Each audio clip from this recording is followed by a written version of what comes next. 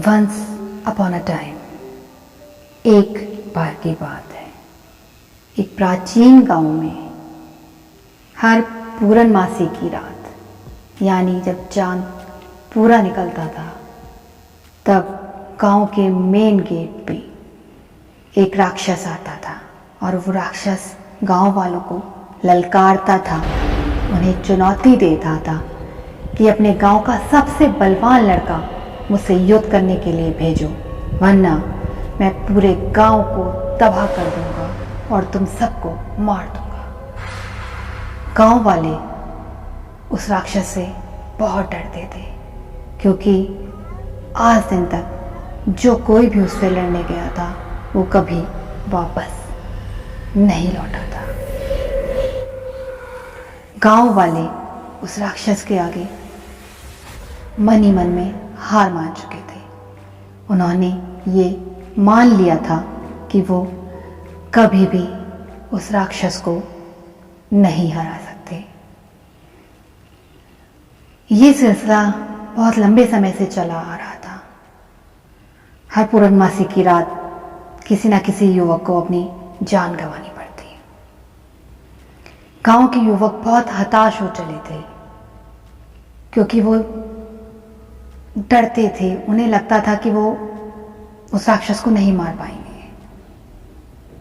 और अब तो ऐसी प्रथा हो चली थी कि सारे के सारे युवक उसके सामने बलि के बकरे की तरह जाते थे, मानो अपनी मौत को गले लगाने जा रहे हों। जैसे जैसे पूर्णमासी की रात नज़दीक आती, गांव वाले बहुत डर जाते। और आज फिर से एक बार वो पूर्णमासी की रात आई। पूरे गांव में डर का माहौल था, सब बहुत दुखी नजर आ रहे थे।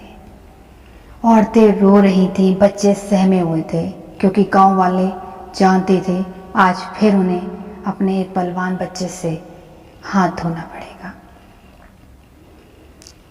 तभी वहां से एक घुड़सवार गुजर रहा था। उसने वो नज़ारा देखा तो उसने पूछा कि क्या बात है, आप सब इतने परेशान क्यों नजर आ रहे हैं? तो गांव वालों ने उसकी ओर देखा। वो घुड़सवार एक योद्धा लग रहा था और उन्होंने उसे अपनी परेशानी बताई कि कैसे हर पूर्णमासी की रात एक राक्षस आता है और उनके गांव के एक बलवान बच्चे को ले जाता है। उस घुड़सवार ने, उस योद्धा ने उन सब की बात बहुत ध्यानपूर्वक सुनी और फिर वो बोला, अगर आप सबकी इजाज़त हो तो क्या आज रात मैं जा सकता हूँ?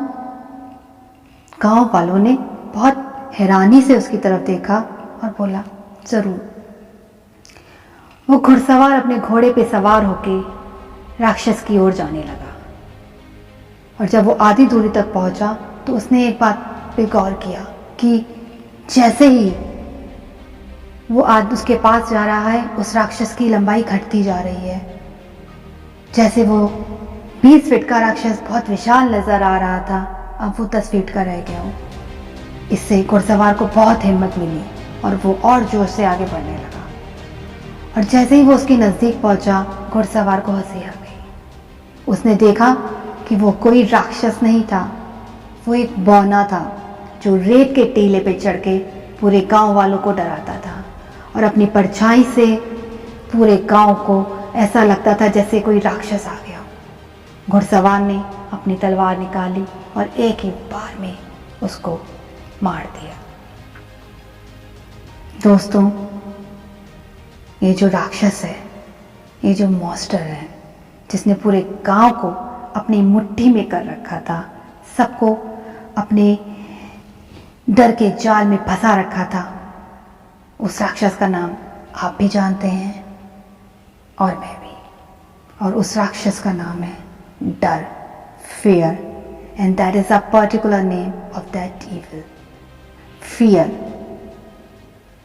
fear था उन सबको कि वो उसे कभी नहीं हरा पाएंगे। और हम लोग की लाइफ में भी ऐसा ही होता है। कोई परेशानी आती है तो हम डर जाते हैं, हम उसको कन्फ्रंट नहीं करते, उसका सामना नहीं करते, और बल्कि हमें उसके सामने एक बलि के बकरे की तरह चले जाते हैं, अपनी परेशानियों के सामने घुटने टेक देते हैं, जबकि हम सबको उस योद्धा की भांति उसका सामना करना चाहिए। क्योंकि जब हम ऐसा करते हैं तो जो परेशानी, जो समस्या है, वो भले ही 20 फीट बड़ी नज़र आ रही हो, लेकिन जब हम उसका सामना अपने हिम्मत से करते हैं, अपने विश्वास से करते हैं, तो वो एक पौने की तरह हो जाती है, और जिससे हम मुकाबला भी कर सकते हैं और जिससे हम जड़ से ख़त्म भी कर सकते हैं। और दूसरी बात, फियर, डर, भय, ये एक सब मल्टीप्लायर है। मानो जैसे ये सब कई गुना बढ़ जाते हैं। जब हमें डर लग रहा है तो हम देखते हैं कि एक रस्सी भी हमें सांप नज़र आती है, एक चींटी भी हमें बिच्छू लगती है, और एक परछाई भी हमें विशाल राक्षस लगता है। और दूसरी तरफ फेथ, विश्वास। और जब हम फेथ करते हैं, फेथ भी एक मल्टीप्लायर है कि जब हमें खुद पे विश्वास होता है कि हाँ मैं ये काम कर सकता हूँ, तो वही इंसान पहाड़ भी लांघ लेता है और समंदर को पार कर लेता है। फियर और फेथ हर इंसान के लाइफ के एक हिस्सा है। अब हमारी चॉइस है कि हम अपने फियर को मल्टीप्लाई करते हैं या अपने फेथ को। और इस वीडियो का एंड मैं कुछ लाइनों के साथ करना चाहूँगी। मानव जब जोर लगाता है, मानव जब जोर लगाता है, पत्थर पानी बन जाता है, पत्थर पानी बन जाता है।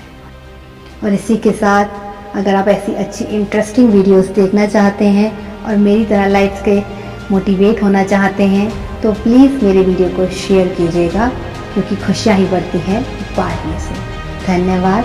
जय हिंद, जय भारत।